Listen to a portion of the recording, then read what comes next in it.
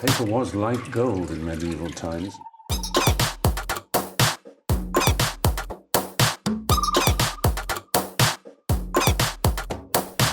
Oh, not tobacco, sugar.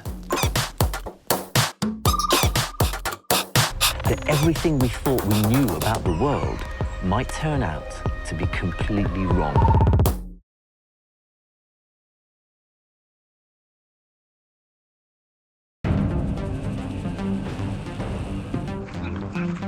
Source of life and cause of death.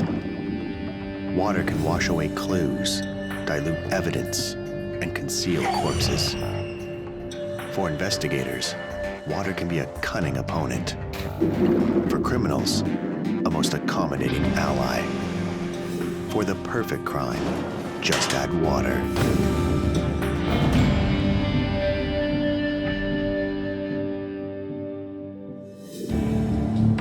In the spring of 2000, the lifeless body of a teenage girl is found in the Lorette River, near a suburb of Quebec City. The investigation will uncover the story of a crime of passion involving two young lovers.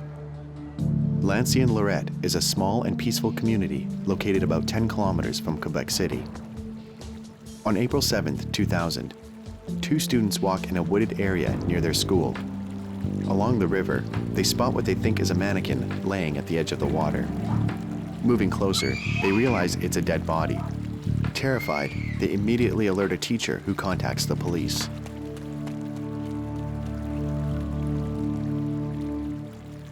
We received a call to the effect that L'Ancienne Lorette high school students had found a body in the Lorette River. Following that, a team of investigators, including Detective Sergeant Charlène Paquette and Ghislaine Martel, went to the scene to begin our investigation.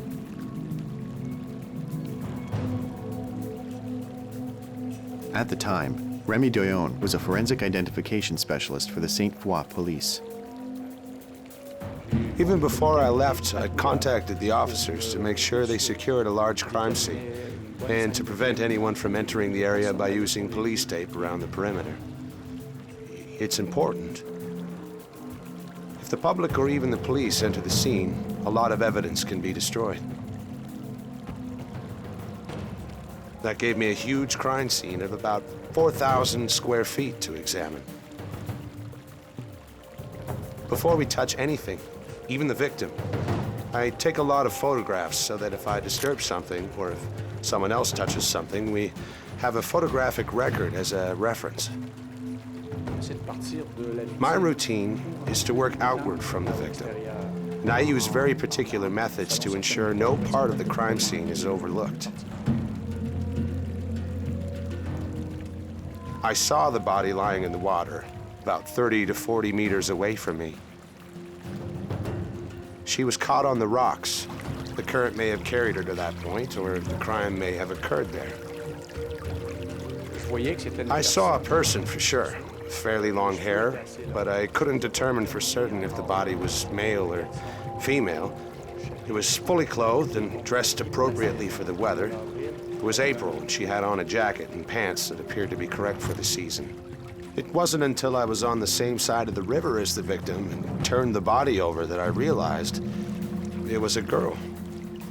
Physically, her hands appeared normal, and her face was not emaciated. Her skin tone was okay for a victim, I mean. Her color was okay, and she was not very decomposed.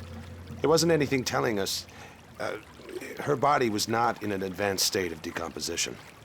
The water was quite cold, about 5 degrees Celsius, which helped to preserve the condition of the body. Whether it was there for 24 hours or 48 hours, 72, we couldn't determine at that time. Are the police dealing with a crime or an accident?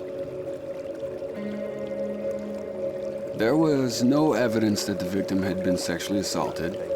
She was fully clothed, including her underwear, and her pants had not been removed, so as far as we were concerned, it was not a crime of a sexual nature.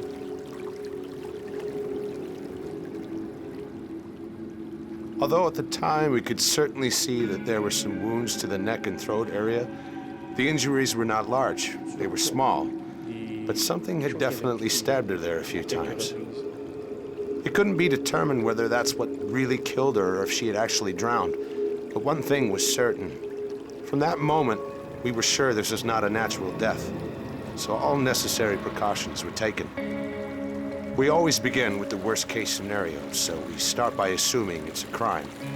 We work according to this rule so that we don't overlook crucial evidence by moving too quickly. Police gather all the evidence they can find at the scene and mark each item with an exhibit number.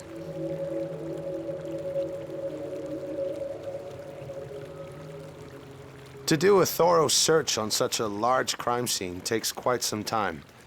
After all of the evidence was marked, we turned the body over and brought it out of the river. It's very important for us to get the body out of the water as intact as possible and then search it in order to identify the victim. That's how investigators begin their investigation. If you have a victim without identification, there is nothing for the investigator to start with. In searching the victim's clothes, Remy Doyon discovers some small balls of paper in the pocket of her jeans. It was a piece of white paper with a telephone number written on it. It was written in ink and still very legible. The water had not caused any deterioration. There were spots of mud on the paper, but it was still quite legible. And then there was another ball of paper, which could be unraveled immediately. It was a portion of a bus transfer. I'd photographed this evidence at the scene, and we transcribed the details for the investigator immediately. I dried the papers overnight and then sent them to the exhibit room for use as evidence. The body of the young woman is removed from the crime scene and is pronounced dead by the coroner before being transported to the morgue in Quebec City. We needed to establish where the stabbing occurred. So when we considered the current, the width of the river, and all the log debris, the body could not have moved a great distance.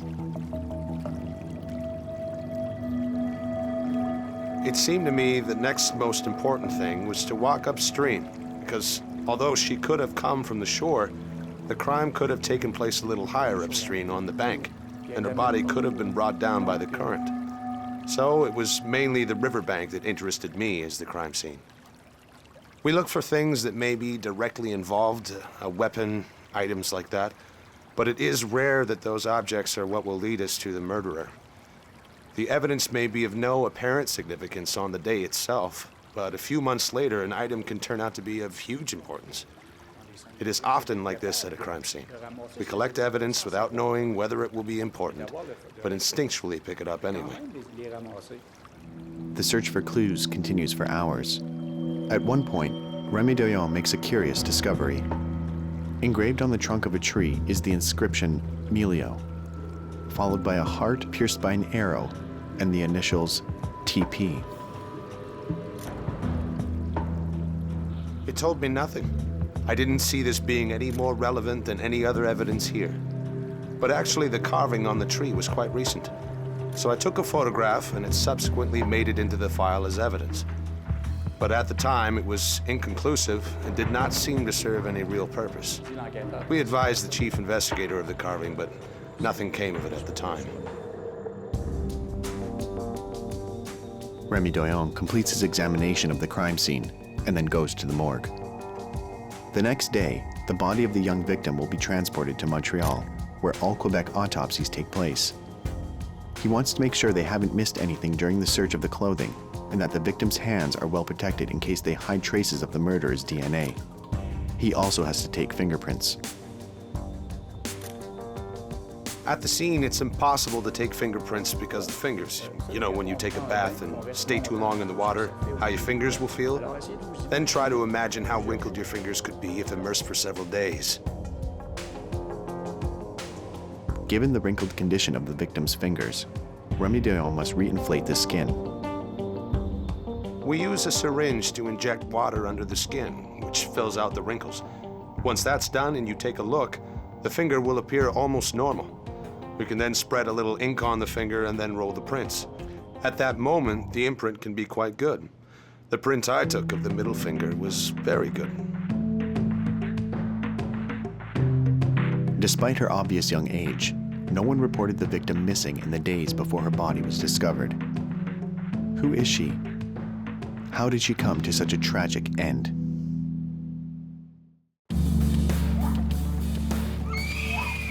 The body of a young woman with stab wounds in the neck is found face down in the Lorette River near Quebec City.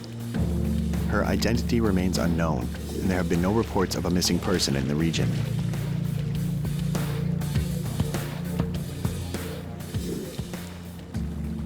Armed with only a woman's name and a phone number scribbled on a piece of paper found in the victim's pants, Detective Sergeant Le Godard begins his search for the killer. Once we finished with the crime scene and began our investigation, we tried to establish the relationship of the name and phone number to our victim because there was no other identification. We found the address corresponding to the phone number, which was a young woman in Saint Roch, Quebec. Saint Roch is one of the oldest neighborhoods in Quebec City. At the time, it was home to many homeless, addicts, and prostitutes. My colleague, Detective Sergeant Charlene Paquette, and I went to speak to the young woman in Saint Roch. We showed the girl photographs of the victim's clothes. She confirmed that the items belonged to her and that she had loaned them to a young girl named Tanya Pinette. The young woman explained she had recently met Tanya and agreed to let her stay with her. Tanya left her backpack at the apartment, but never returned for it. She loaned the clothes to Tanya on March 30th, 2000, and said Tanya told her that she was going to L'Ancienne Lorette to see her boyfriend. She sensed that Tanya was nervous about going back to him. Based on the information given by the young woman, investigators learned Youth Protection had placed Tanya at the Stopover Center, a shelter for young women in need. She was only 15 years old. Le Godard immediately contacts the center. An official from the youth center came to the morgue to identify the body. Tanya Pinette was positively identified as one of their charges. Following confirmation of the victim's identification, we now had names of individuals who knew the victim while she was a runaway during the month of November 1999.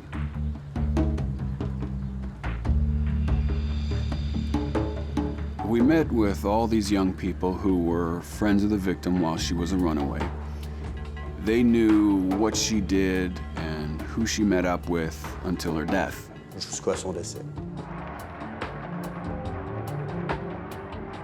One of the people the investigators question is Tanya's older sister, also a Stopover Center resident. She tells them that Tanya was dating a young man named Jesse Baroui. He and Tanya reportedly lived together. Apparently, Tanya wanted to return to Sept-Îles, her hometown, to live with her grandparents. Jesse allegedly threatened to kill her if she left him. We sent 2 detective sergeants to ask Jesse Baroui to meet with us at our offices. Jesse stated he wasn't interested in doing that. But after calling his lawyer, he agreed to come to our offices for questioning.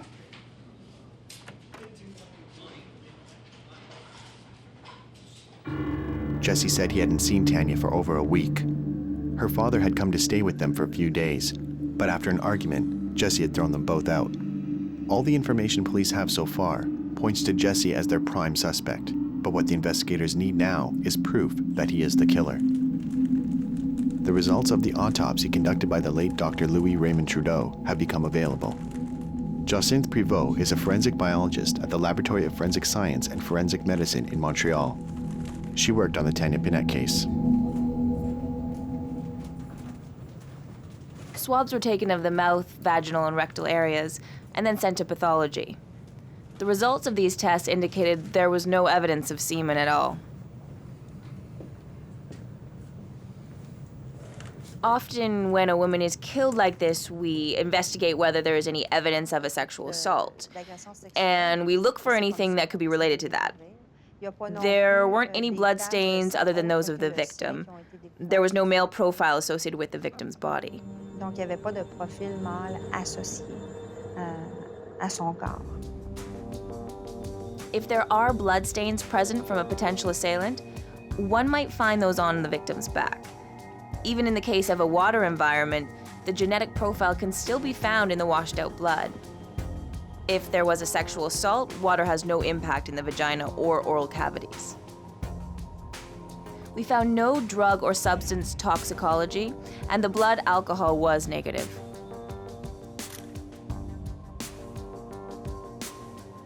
We found 8 small wounds, about half a centimeter wide, on the right side of the victim's neck. At least 2 of the wounds had punctured the carotid artery, which could have been fatal. However, the official cause of death was attributed to drowning. So while these stab wounds to the neck were created by a thin, single-edged blade, the victim actually drowned. That was the cause of death.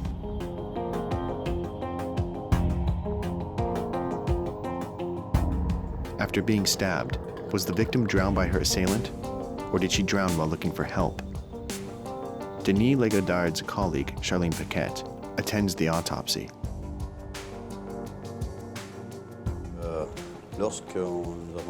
When we met with Detective Sergeant Paquette, she explained that when she first met the suspect on the 9th, he had in his possession a knife.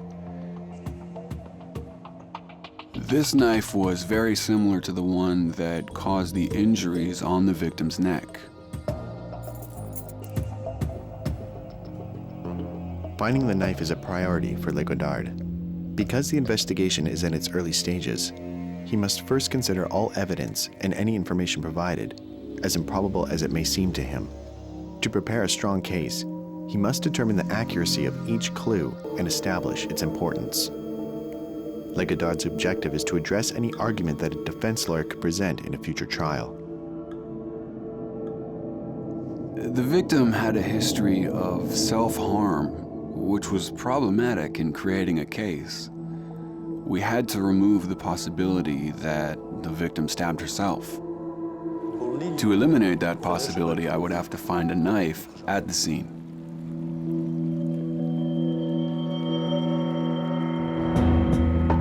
The investigator came to see me to ask if we could search the riverbed. I said yes, we can always search with a metal detector. However, the river is about a foot deep and we can't see the bottom as such because the spring runoff water is not clear at all. But he said I want more than that. So I said, okay, I'll look into what we can do. Sergeant Doyon had heard about a new technology that was effective in damming a river almost instantly. The police called me simply because they wanted to look for clues at the crime scene. And then, well, they knew that placing the water barrier in the river would replace hundreds of sandbags and save time. The water barrier is made of polymer canvas, a very resistant material. It's made so that when it unfolds, its 2 panels make up a 90-degree angle. One of the panels is held down with rocks or other heavy objects. As soon as water starts to flow into it, the other panel acts as a parachute. The pressure created by the water current holds it in place.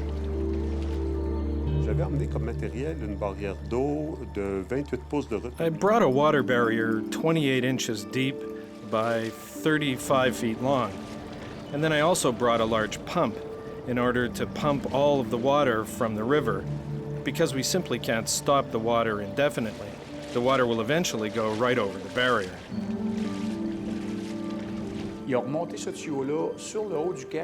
They pumped the water out on top of the riverbank because the river we were in goes around a sort of bend there. So we had nearly 200 feet in which to search for evidence in the riverbed. Once it was installed, the barrier remained in position for a period of perhaps 5 or 6 hours, long enough for the investigators to thoroughly search for clues.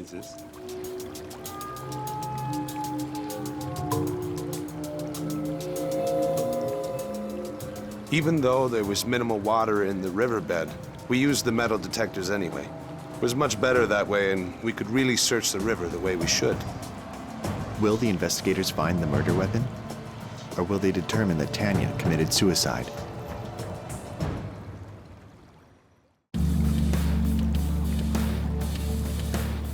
The lifeless body of Tanya Pinette is found in the Lorette River near Quebec City. She was 15 when she had run away from a young woman's shelter. Investigators are looking for her murder weapon in the river.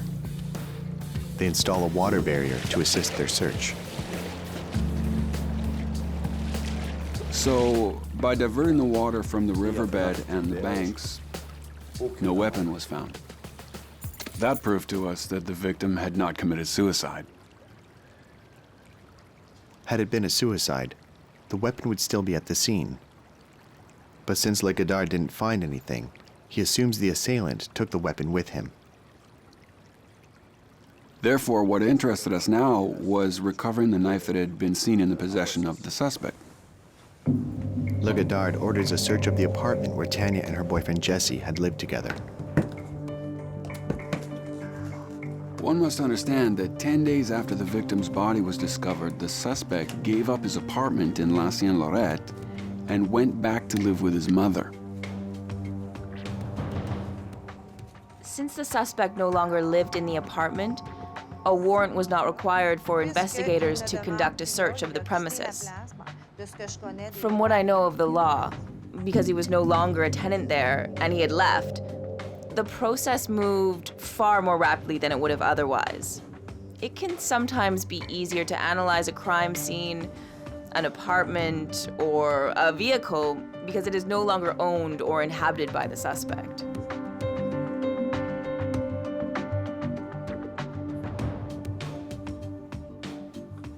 Our goal was to determine whether the crime was committed in the apartment. My specialty is forensic biology, but particularly the study of blood stains and blood spatters. Therefore, I work primarily on serious crime scenes. That is to say, homicides or attempted murders. I also look for blood stains and blood spatter on clothing or on objects used in crimes, the murder weapons or different things like that. I take samples and I make determinations of biological substances. The blood, of course, but also saliva, semen, and hair. Then we do serologic testing. That is to say, we determine the nature of the biological substance, and then when necessary, we do a genetic study. We determine the genetic profile of biological substances and compare that to the victim. That way, one can find the victim's blood, for instance, on the suspect's clothing or a weapon, and one can also find, for example, the genetic profile and semen found in the victim's vagina, which could be compared with the genetic profile of a suspect we have obtained an arrest warrant for.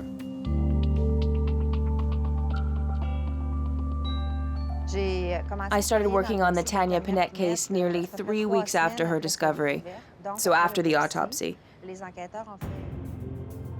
Investigators had made a lot of progress in the investigation. I was asked to search for bloodstains in the residence Tanya Pinette shared with her boyfriend.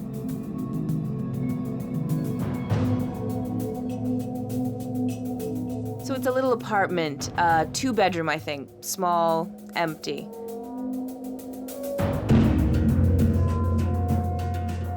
All I had to do was search for blood on the floors, walls, in the bathroom, and then on the mattress that was left there.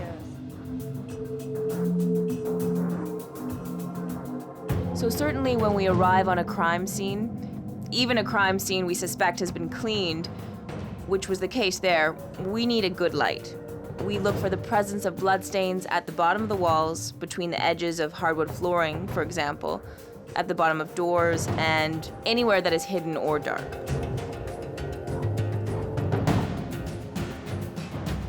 Often when bloodstains have been cleaned, it is done only as far as they can see and not on those places where it is dark.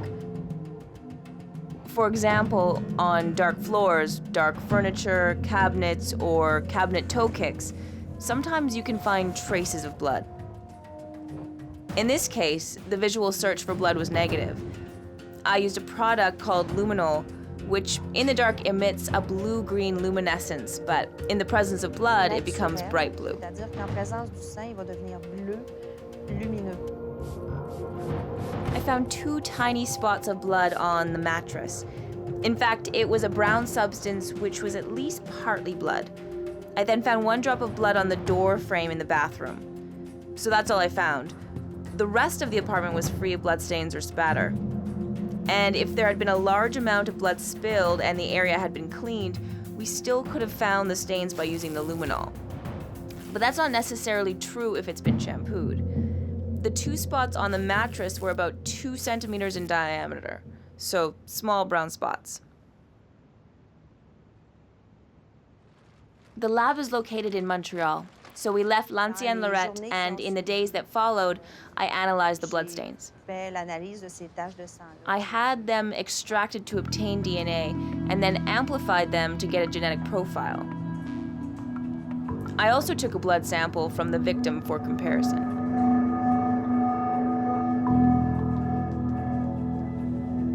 The 2 spots of blood on the mattress gave combinations of genetic profiles which were similar to what we would obtain if we took that man combined with the DNA profile of Tanya Pinette. So there is a combination of a man and Tanya Pinette, the same man who left his drop of blood against the door frame and the 2 spots on the mattress. So it was 2 small spots, but we could not confirm from these 2 spots that the crime happened there because we knew from the investigation that Tanya Pinette slept there. It could have been menstruation blood, for example, which was not established.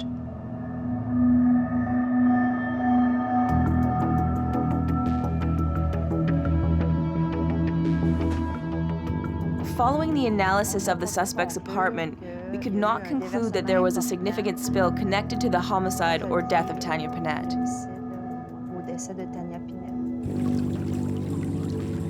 For investigators, it's evident that the crime was committed at the Lorette River. Tanya's clothing returns from the Forensic Science Laboratory in Montreal.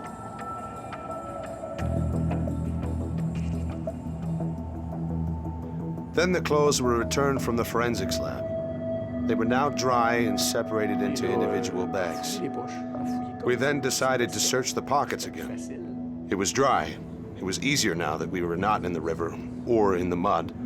So we opened the clothing, looking for small cuts that there could be on the clothes. We searched inside them and the pockets again. And in the pant pockets, I found 2 more pieces of balled up paper, now dry. Therefore, impossible to work with them. Remy Doyon photographs the new evidence and classifies each exhibit.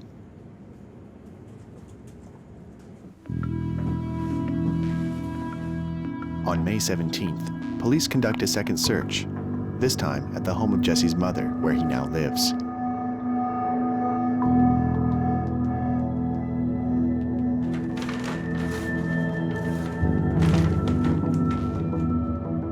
We needed to recover all the clothes that were in Jesse Barrowie's possession. His coat, his boots, his pants, in the hopes of finding the victim's DNA. Investigators also seize the knife Jesse has on his keychain and send it to the Laboratory of Forensic Science in Montreal.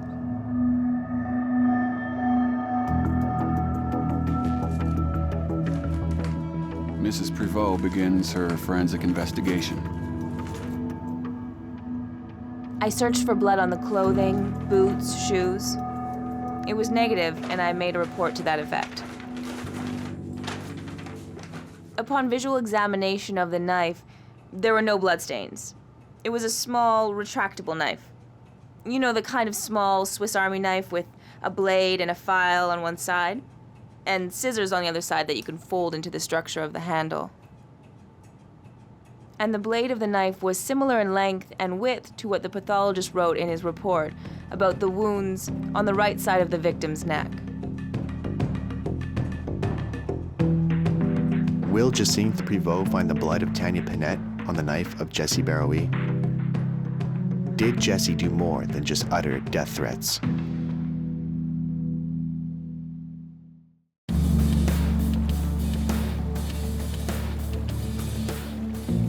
the lifeless body of Tanya Pinette is found in the Lorette River near Quebec City. A search of Jesse Barrowie's apartment, where he lived at the time of the crime, reveals no substantial bloodstains, indicating that the assault took place at the river.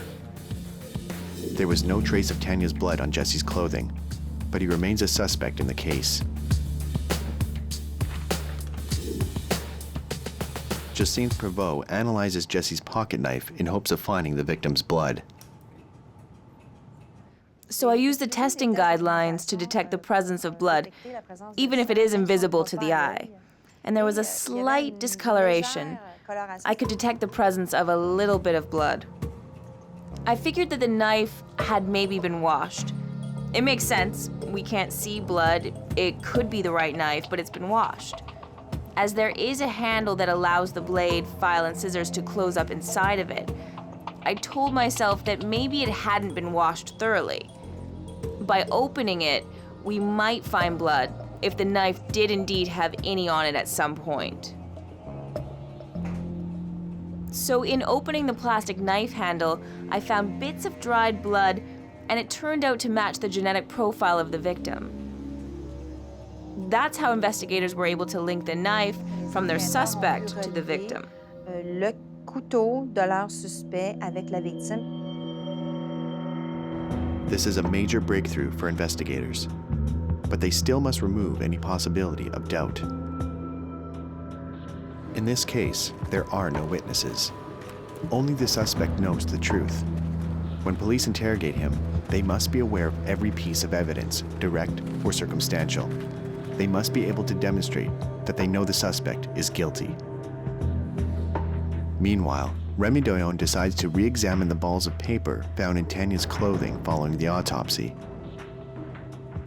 I got up one morning and thought, I didn't pick those little balled up pieces of paper for nothing.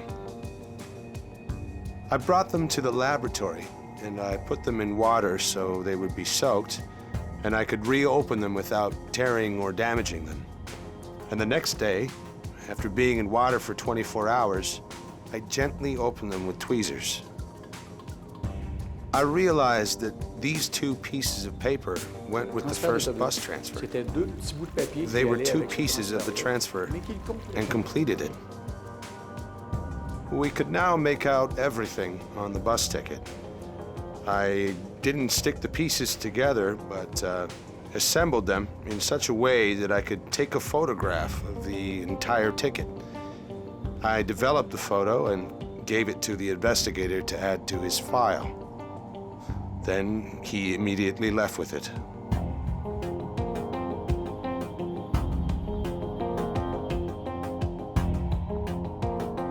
We met people from the transit service who gave us the description of a bus ticket, a transfer, how it worked, why they punched holes where they did, and they told us that each driver had a unique hole punch.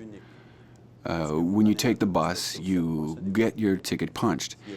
It can be a drawing, anything, but every driver has his unique punch. Investigators meet with the bus driver who owns the hole punch, but he has no memory of Tanya. It's unclear. I mean, we're in Quebec City and many people take the bus.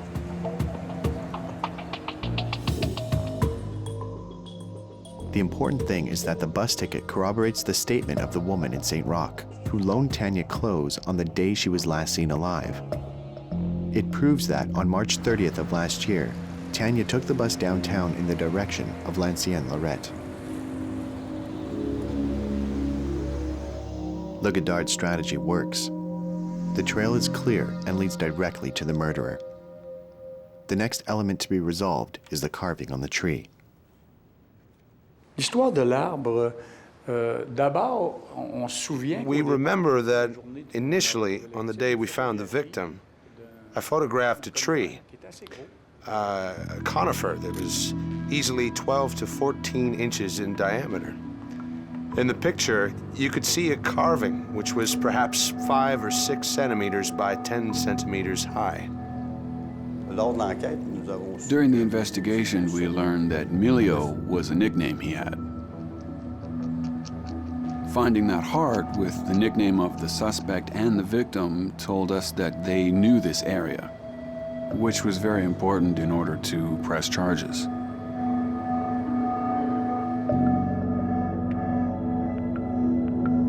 After reviewing the photos, investigator Le Godard comes to see me and asks me if we can determine how long before the photograph was taken was the engraving done. I referred him to the University of Laval.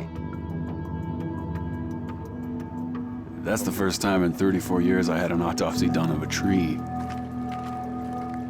I went to the Faculty of Forestry at Laval University and met with Owned-enquiries, who is a forest pathologist.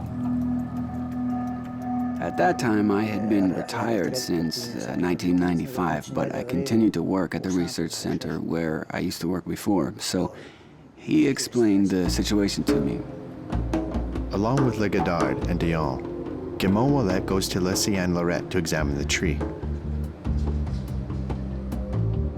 There were a lot of these little black spots that we identified as being insects whose flight period is between mid-June and late July, which means that when they were in flight, there was already enough sap for them to get their feet caught in, and it was soft enough for them to get encrusted in it.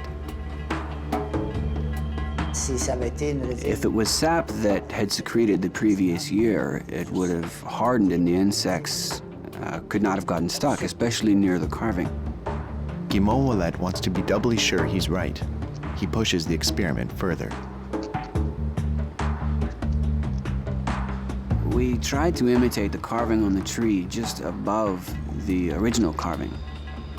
I made the sample carving in September, about September 15th, I think, to verify if an abundance of sap would flow in autumn on 2 or 3 areas of the tree.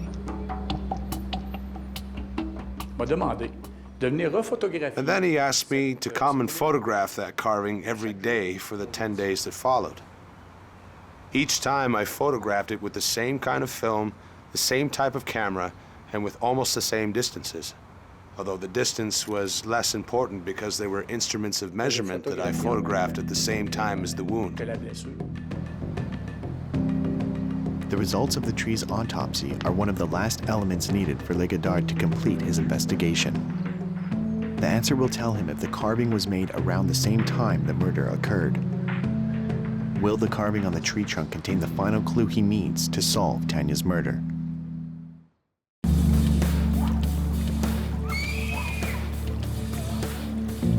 In April 2000, Tanya Pinette is found drowned in the Lorette River near Quebec City.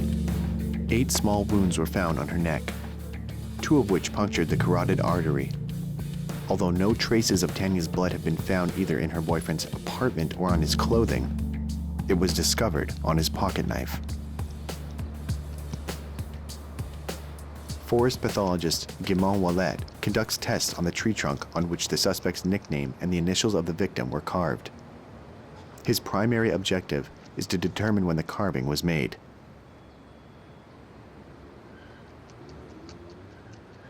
So, on the side of the tree that had no carving, there was no sap.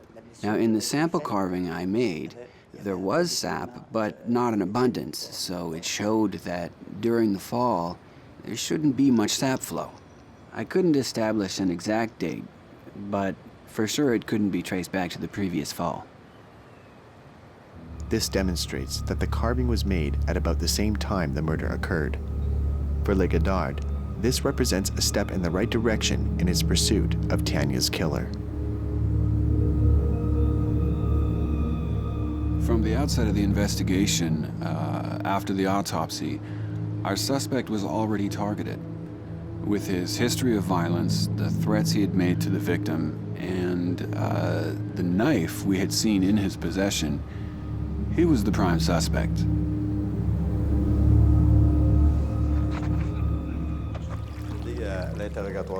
We must proceed with the interrogation of the suspect, but before we meet him, we try to eliminate all other possibilities. Because for this murder, we have no witnesses. You've got the victim who can't speak anymore, and then there's only the accused who can tell what really happened.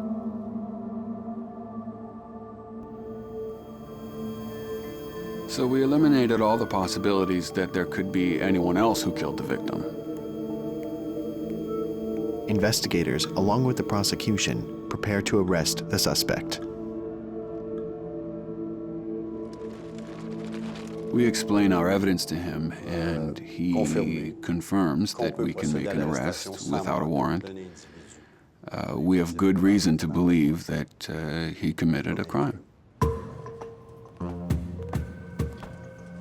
Once the entire investigation was finished, we had to seek assistance from 2 detectives from the provincial police who, in 2000, were specialists in video interrogation. So we had to prepare these 2 investigators, and once they had all the details of the file, we proceeded to the arrest. On May 11th, 2001, more than a year after the investigation began, Jesse Barrowe is arrested for the murder of Tanya Pinette. He had no reaction. We read him his right to silence and to an attorney, and he was transported to the Quebec Provincial Police offices for questioning.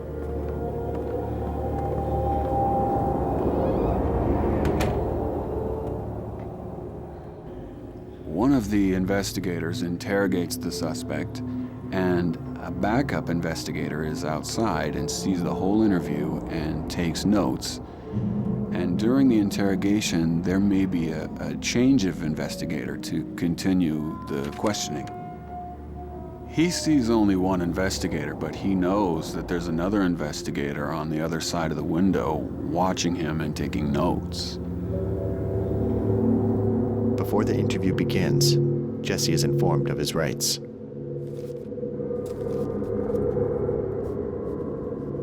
The interrogation lasted about 10 hours. And after that, the suspect sort of broke down. He asked to return to the interrogation room because he wanted to tell them what happened on the day of the murder. They cautioned him, saying, you know, if you wish to tell me about the murder of the victim, you can, but you have the right to call your lawyer first. He said no. He didn't want to call his lawyer anymore. He wanted to recount what happened.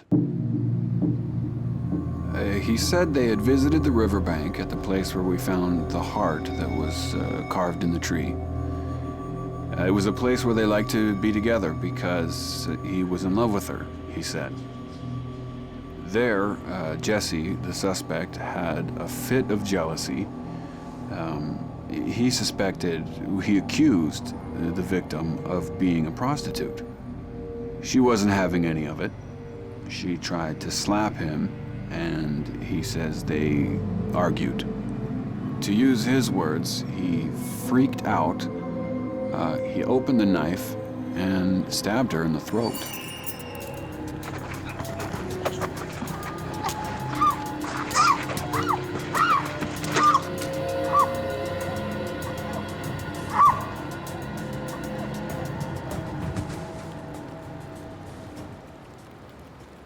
Subsequently, he says the victim was crawling away and he left the scene. He never admitted pulling her into the river. He never tried to find out if she needed help, and he didn't want to explain more than that. He said it happened on the riverside where they swore their love to each other. It happened there. He said he left the scene and returned 2 days later to try to find a chain that he'd lost during the fight with the victim. He said he found the chain at the scene. If he hadn't returned, we would have found it because we had searched the riverbanks with a metal detector. He said he didn't see the body. The body must have been moved by the stream. Following the confession, investigators have 24 hours to bring the accused before a judge. The accused was taken to court the following day on the charge of second-degree murder. because premeditation must be proven for first-degree murder, and in this case, there was no premeditation. There was no evidence to prove that.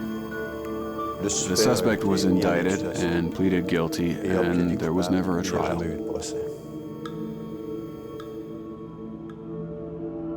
Jesse Barrowy receives a prison sentence of 11 years for the murder of Tanya Pinette. Water almost erased his crime, but thanks to the excellent work of the investigators, the murder was exposed and justice was served.